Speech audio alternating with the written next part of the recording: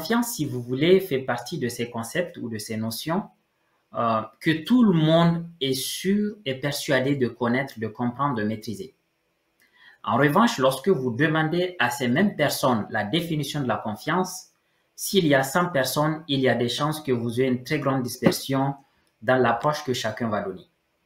C'est un peu comme le leadership. Vous demandez à 100 personnes ce qu'est le leadership, vous pouvez avoir peut-être 100 réponses différentes. Chacun va prendre un petit bout de ce que peut être le leadership et c'est un peu ce qu'on retrouve également confiance. On a toujours pas une difficulté, mais une sorte de disparité dans ce que les gens appellent confiance, comment ils le conçoivent, comment ils l'appréhendent. Et donc, nous allons voir une approche peut-être qui va utiliser un tout petit peu le fonctionnement du cerveau. Pour répondre à la question c'est qu'est la confiance, rappelons déjà le rôle essentiel que le cerveau humain assure pour chaque humain depuis la création, on va dire.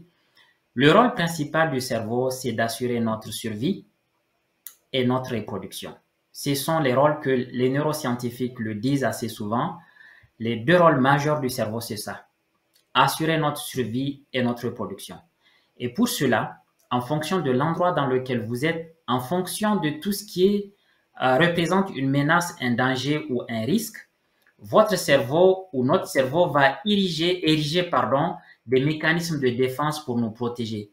Le cerveau de chacun a, en fonction de cela, développé des mécanismes, des méthodes, des approches pour vous protéger, vous mettre à l'abri de ces risques et que vous puissiez continuer à vivre ou à survivre. Et lorsque ce risque, il est important, la réaction du cerveau va également être beaucoup plus importante. Il est là, c'est comme une sorte d'ange gardien. C'est une machine, il a besoin d'input, c'est vrai, mais son rôle, c'est d'assurer notre sécurité, notre survie. Et c'est pour cela d'ailleurs que les neuroscientifiques le disent assez bien, le cerveau, il est plus sensible aux risques qu'aux opportunités. Lorsqu'il y a un risque, il est en alerte maximale, il va produire des substances, dès qu'il y a ce message de risque, il va produire des substances qui vont correspondre à ce risque-là pour que le physique puisse réagir. Parce que c'est comme ça qu'il communique. Il a une information qui vient de notre conscient ou de notre subconscient. Le cerveau, il a déjà son ordre. Il va, à travers ces 4 fonctions de base, produire des substances, puisque le cerveau, il a une fonction électrique, il a une fonction chimique, il a une fonction magnétique et il a également une fonction quantique. Donc, dès qu'il a le message de risque, de danger ou de menace, il va produire ces substances qui, elles, vont, à travers tout ce qu'il y a dans la transmission, à travers les neuromédiateurs, les neurotransmetteurs et récepteurs, il va alors activer des nerfs dans notre corps qui, eux, à leur tour, vont activer des muscles qui font qu'on est soit figé, soit on va fuir, ou bien soit on va combattre. C'est ce que les Américains appellent les 3 F. Flight, freeze, fight. Et donc, le cerveau, il est cet ange gardien qui va enclencher tout ce mécanisme dès qu'il perçoit, à travers encore une fois notre conscient ou notre subconscient, dès qu'il perçoit un message de risque, de danger ou de menace. Plus encore une fois ce risque il est important, plus la quantité d'informations ou de substances qui vont être générées à travers les 4 fonctions que je venais d'expliquer du cerveau, plus la quantité de ces substances va être aussi importante. Et ce qui est phénoménal, c'est que ce danger, ce risque ou cette menace, qu'il soit vrai ou faux, le cerveau va réagir. Parce qu'il n'attend pas votre mort avant de réagir. D'accord? Dès que l'information est arrivée, le cerveau va réagir en conséquence, que cela soit vrai ou faux. Et donc, imaginez que ce risque-là, que nous envoyons comme information à travers notre conscient ou notre subconscient, imaginez que c'est comme une sorte de barrière psychologique. C'est-à-dire que quand le risque il est important, la barrière va être levée. C'est comme si pour le cerveau, il y a une menace et que les activités courantes de tous les jours doivent être mises en pause entre guillemets parce qu'il y a un danger. La barrière est élevée. Ce que vous faites d'habitude, vous devez le laisser. C'est un peu le message qu'on envoie au cerveau parce que les barrières sont hautes. Il faut agir en conséquence. Il faut produire les substances. Et donc, imaginez ce mécanisme de barrière psychologique dans la tête que le cerveau voit pour produire telle ou telle substance. Si vous arrivez à imaginer cette barrière psychologique, vous arrivez à imaginer le rôle déjà ou la définition de la confiance. Quand vous regardez le dictionnaire, par exemple, on va vous dire que la confiance, c'est le sentiment de sécurité, comme l'a dit Audrey, je crois. La confiance, c'est le sentiment de sécurité vis-à-vis de quelque chose ou de quelqu'un. Mais ce sentiment, avant qu'il n'arrive, c'est une conclusion, en fait, de tout un processus qui s'est fait au fond de nous. Et ce sentiment, il est enclenché par cette information psychologique, cette barrière psychologique que nous allons soit lever ou baisser. Pour mieux comprendre cela, imaginez qu'on vous mette dans une chambre, dans une salle, une chambre noire, où il fait noir, pardon, avec un inconnu que vous n'avez jamais vu, donc un inconnu, et qui a déjà des vêtements ensanglantés, avec un couteau par exemple, ou je sais pas, une arme. Et on vous dit que vous allez passer la nuit avec cet inconnu. Et on éteint toutes les lumières. Je pense que chacun peut imaginer la suite. Vous serez incapable de dormir. Parce que le cerveau, les barrières psychologiques sont très hautes. Tous vos sens sont en alerte. Tous les organes sont en alerte. Et le cerveau, il produit par exemple de la sérotonine, qui est précurseur de la mélatonine, qui va vous permettre de dormir. Eh bien, il n'est plus dans son rôle normal. La mélatonine, c'est elle qui fait que vous allez somnoler pour dormir. Eh bien, vous n'allez pas pouvoir dormir. Tout ce qu'il fait normalement quand tout va bien, il ne le fait pas parce que le niveau de la barrière est très haute.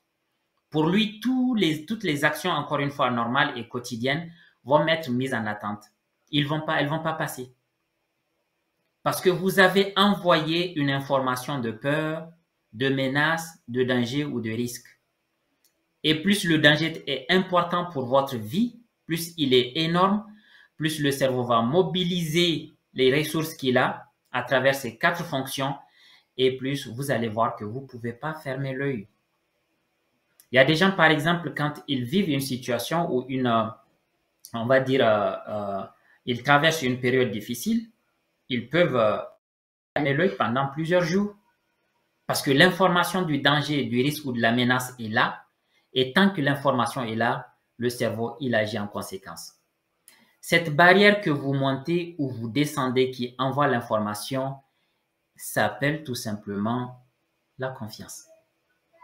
Lorsque vous connaissez quelqu'un, le même exemple que j'ai pris par exemple, la personne que vous ne connaissez pas, qui est ensanglantée, on vous met dans une chambre, on éteint la lumière. Imaginez cette fois-ci que c'est votre mari, votre femme, votre frère, votre ami.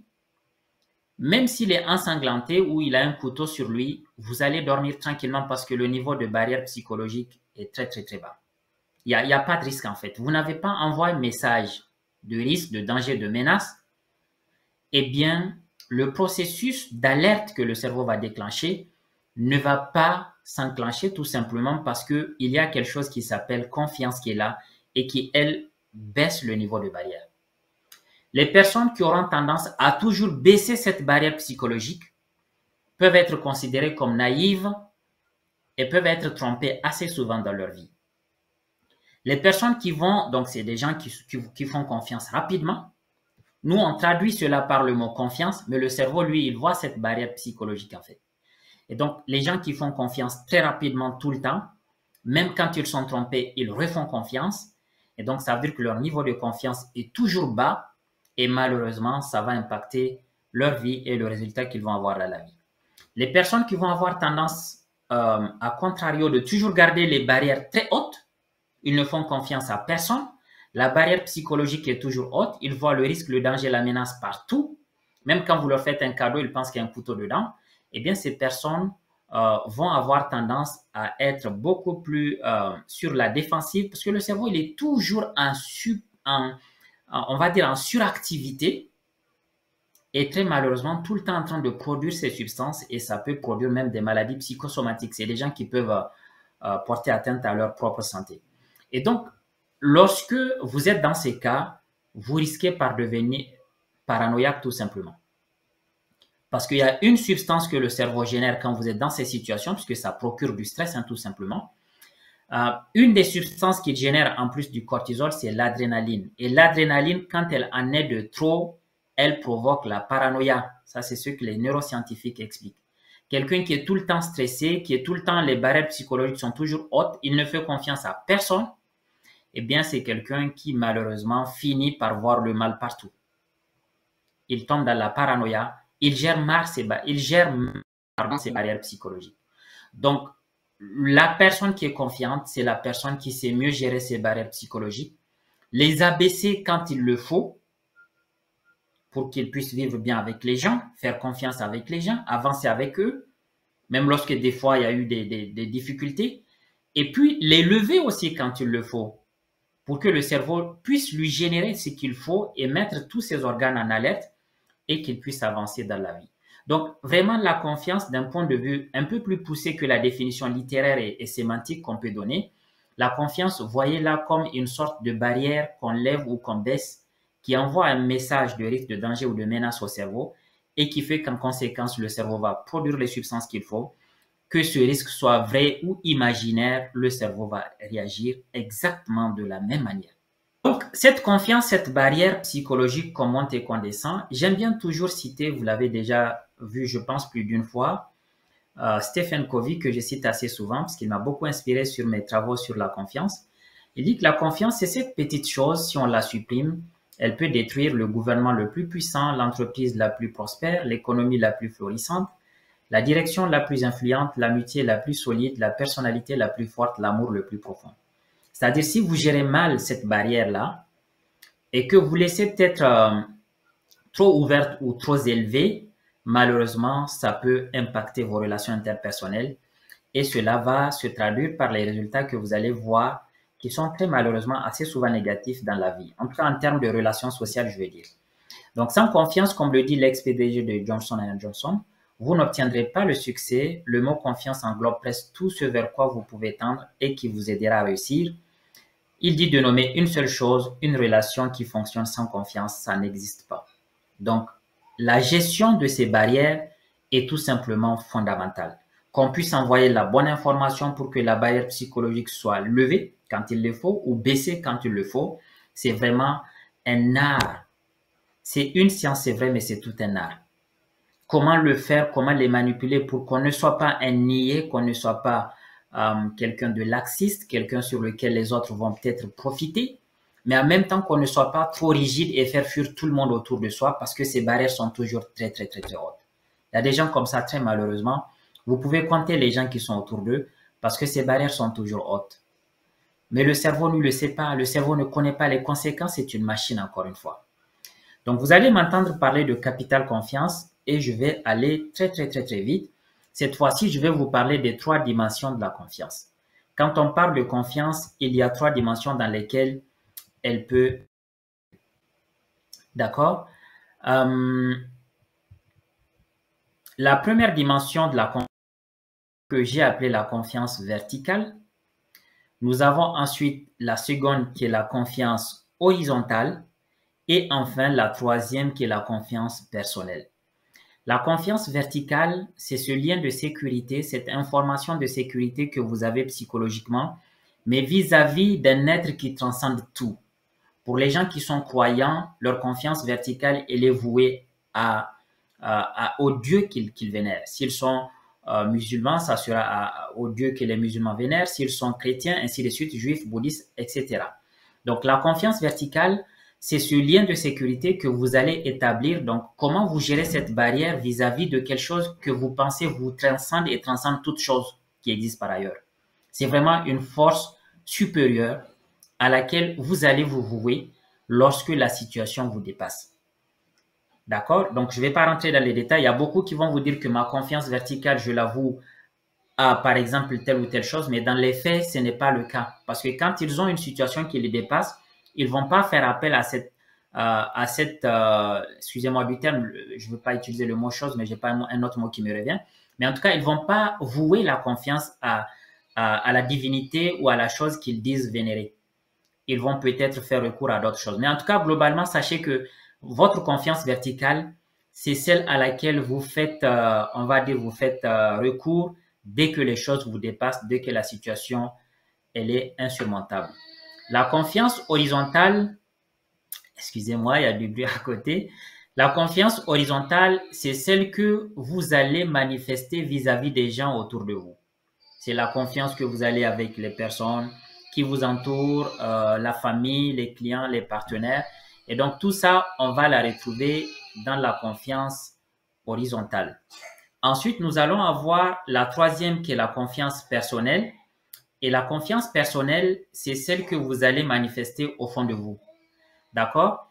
Et en général, c'est cette confiance-là qui nous intéresse et c'est elle, pardon, qui va jouer les rôles dans les 5 aspects que j'ai cités, pardon, et qui vont constituer l'objet de ce que nous allons survoler. Donc, voilà un peu les 3 dimensions de la confiance. Et sachez que celui que nous allons aborder encore une fois, c'est la confiance personnelle. Nous n'allons pas parler des 2 autres. Il y a beaucoup qui me posent la question comment établir la confiance, c'est-à-dire ils parlent de la confiance horizontale, c'est-à-dire entre eux et quelqu'un d'autre. Sachez que ça soit la confiance verticale que nous n'allons pas aborder ou la confiance horizontale, elles sont toutes impactées par votre confiance personnelle.